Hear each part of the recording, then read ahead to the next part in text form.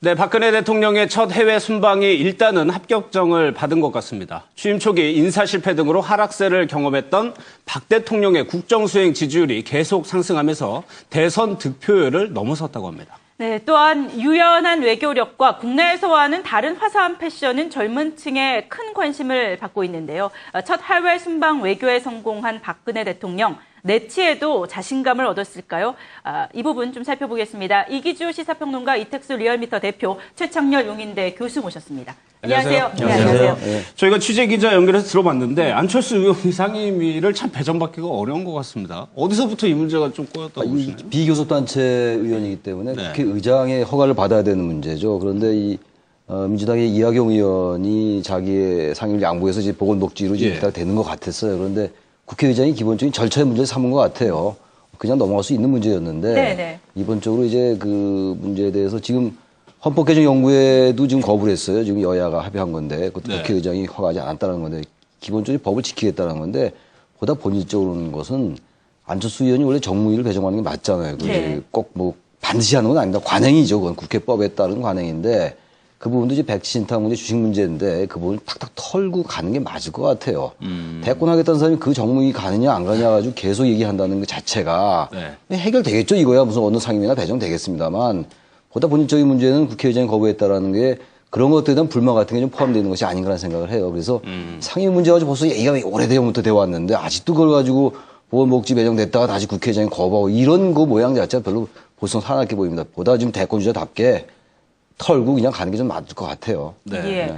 안철수 의원이 이 상임위 배치 문제를 강창희 국회의장에게 직접 의논하지 않았을까? 만나긴 했었잖아요. 그런 부분이 좀 걸림돌이 되실까요? 아무래도 강창희 의장이 육선 의원이거든요. 육선 의원 입장에서 볼 때 뭐 사례를 좀 비유를 하자면 전학생이 왔는데 교장 허락 받지 않고 이제 어디 반에 들어가겠다 이런 거거든요. 이학은 의원도 이제 초선 의원입니다. 초선 의원들끼리 서로 1대1 트레이드 오프를 해서 이제 어떤 상임위를 들어간다는 게 강 의장 입장에서 볼 때는 좀 탑탁치 않았던 것 같고 그다음에 국회도 나름의 관례라는 것이 분명히 있습니다. 어쨌든 보건위 같은 경우도 이른바 병풍 상임이거든요. 인기가 없는 상임인데 안 전 의원이 이제 뭐 어떻게 될지 모르겠지만 나름대로 시험대에 올랐다고 봐야죠. 여기서 내공이 좀 드러날 것이고 어떤 절충을 좀 이뤄낼 수 있을지가 좀 관건이 될 것 같습니다. 이택수 대표님, 박근혜 대통령의 지지율이요 계속 오르고 있습니다.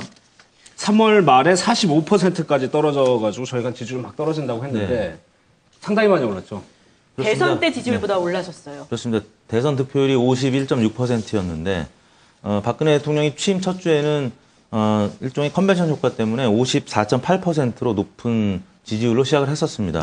그러다가 3월 말을 마지막으로 50%대를 기록하지 못했었습니다. 4월 달에는 계속 40% 중반을 기록했었는데요. 3월 말에 이제 정부조직법이 좀 늦게나마 통과되면서 51.9%가 마지막이었었는데, 근 뭐 한 달 반 만에 박근혜 대통령이 지금 현재 수준에서는 한 50% 중반까지 지금 기록을 하고 있거든요. 아마 이번 주는 미국 방문 때문에 지지율이 지난주보다도 더 올라갈 가능성이 있어서 지금 2주 연속 50%대를 기록할 것 같습니다. 네. 지금 박근혜 대통령의 저렇게 지지율이 탄력을 받고 올라가는 것에는 처음 미국 방문한 그 부분을 국민들이 또 유심히 지켜보고 있는 부분에 작용했을 것 같아요.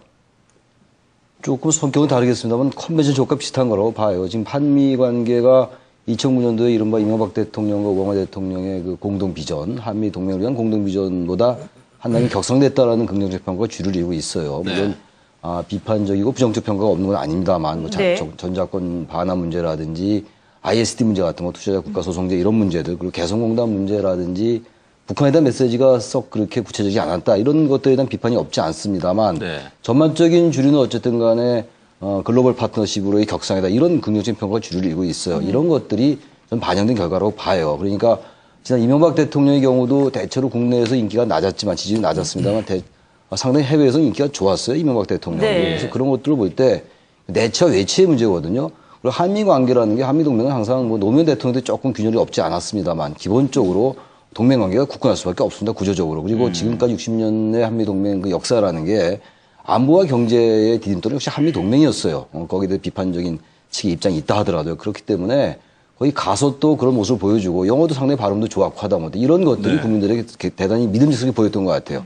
그래서 50%에 올라간 게 아닌가 보입니다. 예. 네. 북핵 문제는 좀 어떻게 작용했을까? 이 정도 지지율이면은 박근혜 대통령이 북한에 대해서 원칙적으로 대응한 거에 대해서 국민들이 손을 들어줬다고 해석을 할 수도 있을 것 같아요. 정상회담 전후로 이제 대북 스탠스에 대해서는 일관된 모습을 보여줬고 끌려다니지 않는 잘못된 학습 효과를 차단하겠다는 어떤 의중이 분명히 있었는데 네. 제가 개인적으로 저는 청와대에서 대통령이 연설을 쓰는 일을 하면서 느꼈던 것들이 있는데 정상회담 이후 과정을 복귀해 볼 때 유무형의 성과도 가장 중요하지만 더 중요한 것은 첫 정상과의 만남일 경우 외교가 흔히 케미스트리라는 말을 하죠. 인간적 교감인데 네. 이것들이 어떻게 형성되느냐에 따라서 남은 임기 기간 동안 모든 외교적 성과, 전략 같은 것들이 단계 도출이 되거든요. 그러면서 볼 때 첫 정상회담 오바마와 박근혜 대통령이 만나면서 어떤 개인적인 우호적인 관계가 성립이 됐다는 것이 가장 큰 성과일 것으로 보고 그런 면에서 볼 때 교수님 말씀하신 대로 어떤 컨벤션 효과라든가 이런 분명히 어떤 긍정적인 효과가 있는 것 같습니다. 네. 네.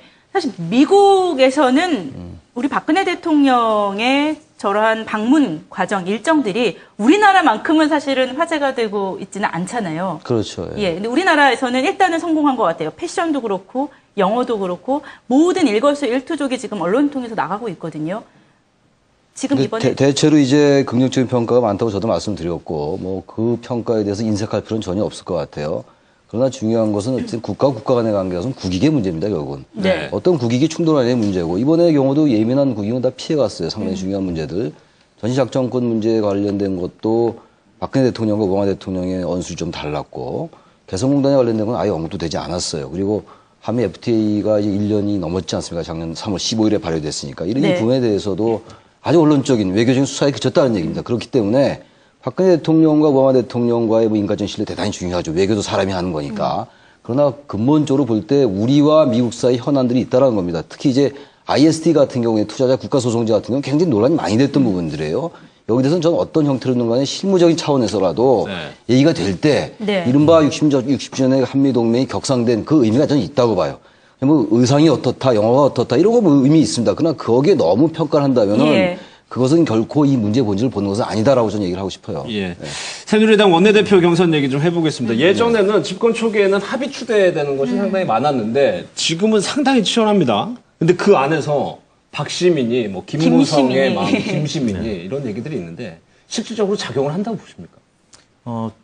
의원들 표심 결정하는 데는 작용할 거라고 보고요. 지금 뭐 박근혜 대통령이 워낙 높은 지지율을 기록하고 있고 정권 초기다 보니까 박심이 무엇보다 중요할 수밖에 없겠죠. 민주당도 뭐 김심이 이제 중요할 수밖에 없는데요. 일단 이주영, 최경환 의원 입장에서는 뭐 친박이니 신박이니 박심이 결국엔 중요한 변수가 되고 있는데 물론 이제 이주영 의원 측에서는 뉴스를 보니까 6대4 정도로 본인이 유리하다. 네. 최경환 의원 측에서는 뭐 대략 7.5 대 2.5 네. 본인이 유리하다. 이제 서로 유리하다고 하는데 여의도 정가에서는 아무래도 최경환 의원이 조금 더 표심을 더 확보한 것이 아니냐라는 추론이 있습니다만 그래도 역시 선거 투표는 까봐야 하는 거니까요. 일단 새누리당 입장에서는 박근혜 대통령을 좀 견제할 수 있는 그런 원내대표가 될 수 있을 것이냐 그 부분이 이제 중요한 포인트 같고요.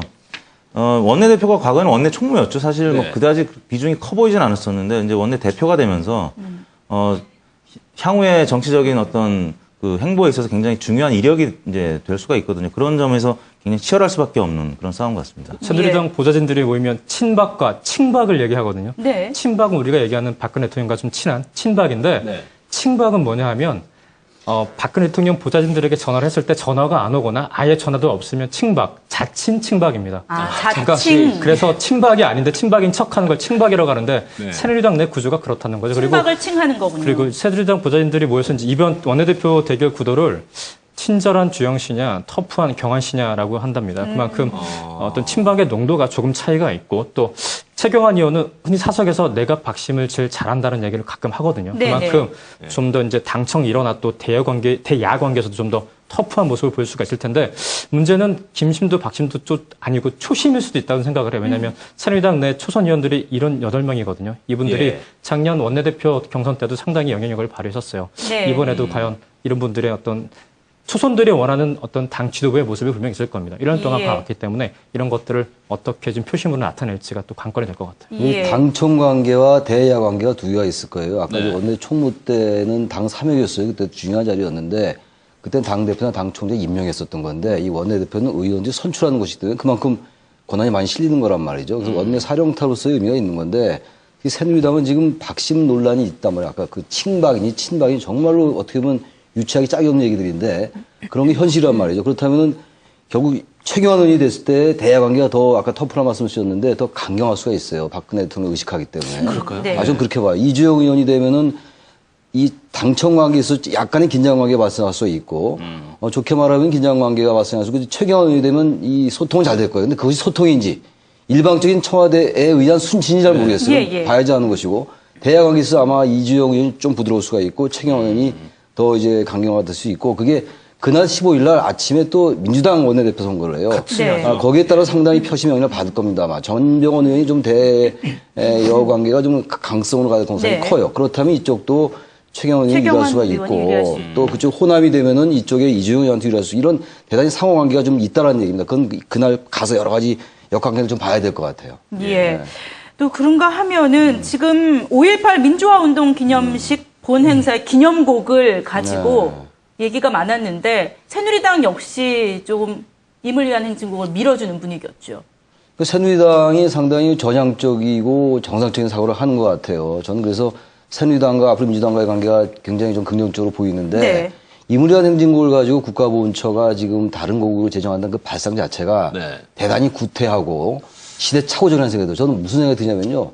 이명박 정부 때 그 나쁜 사마리아인이라는 책이 있었어요. 장하준 교수가 쓴 책. 그 책이 뭐냐면 신자유주의의 관점에서 지나치게 개발도상국가가 피해받는 걸 비판한 책이에요. 그러니까 서방 국가도 비판한 책인데 상당히 일리가 있는 책인데 그걸 국방부에서 금서로 한 적이 있었어요. 네네. 그거는 곧 물론 풀렸습니다만 그게 그야말로 시대착오적이었는데 언뜻 그 생각이 나더라고요.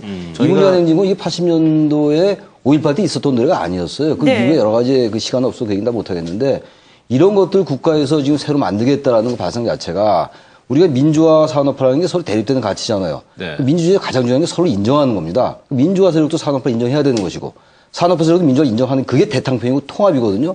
그렇다면 현재 우리가 또 민주화 세력을 비판할 때 민주화의 훈장을 좀 내려놓으라는 거 아니에요. 근데 그런 거나 마찬가지로 이념의 틀에 갇혀있다고 우리 비판하는 건 마찬가지로 이 보수 세력도 어떤 면에서 또 다른 면에서 이념의 틀에 갇혀있는 거예요. 왜 그 부분을 인정을 못 해줍니까? 네. 대체로 시위할 때 현장이나 민주화 단체들이나 자기들 하나의 관행이나 정서가 담긴 거란 말이죠. 네. 그건 있는 것도 인정해 주는 게 그게 민주화고 그게 통합이에요. 예. 이제 박근혜 대통령 이제 당선 이후에 전반적인 이념적인 성향이 유권자들의 이념적인 성향이 보수 혹은 중도가 좀 강화되고 진보가 좀 퇴색하는 분위기인데 저희가 이제 어제 여론조사를 오늘 이제 거쳐서 하고 있습니다. 네. 이 부분 관련해서. 그래서 제가 이제 최종적인 결과는 아직 집계를 하지 못하고 나왔는데 대체로 보니까 지금 어제 김무성 의원이 거기에 대해서 우호적인 동조를 발언을 했죠. 동조를 했죠. 그래서 보훈처도 약간 한 발 물러서는 분위기고 유권자들의 지금 입장도 어느 정도 좀 그 부분에 있어서는 관용적인 입장을 내세우는 것 같은 결과를 지금 대략 보고 나왔습니다. 네. 네. 그렇기 때문에 보훈처가 또 그러한 흐름을 네, 글쎄, 알고 알고 한 발 있겠죠. 물러서서 이번에는 임을 위한 행진곡을 기념곡으로 하겠다. 부른다고. 그런데 이게 앞으로 또 이 문제가 불거진다면 이건 안 돼. 이게 가사를 보면요. 가사가 굉장히 좋습니다. 사랑도 명예도 이름도 남기고 이거 얼마나 좋습니다. 이걸 왜 도대체 이 친북도 아니고 반국가도 아닌데 이게 난 알겠습니다. 이해가 안 가요. 이런 것들이. 예. 알겠습니다. 교수님 이렇게 흥분하시는 거 좀 오랜만에 뵙는 것 같아요. 예, 여기서 접겠습니다. 고맙습니다. 고맙습니다. 네, 감사합니다.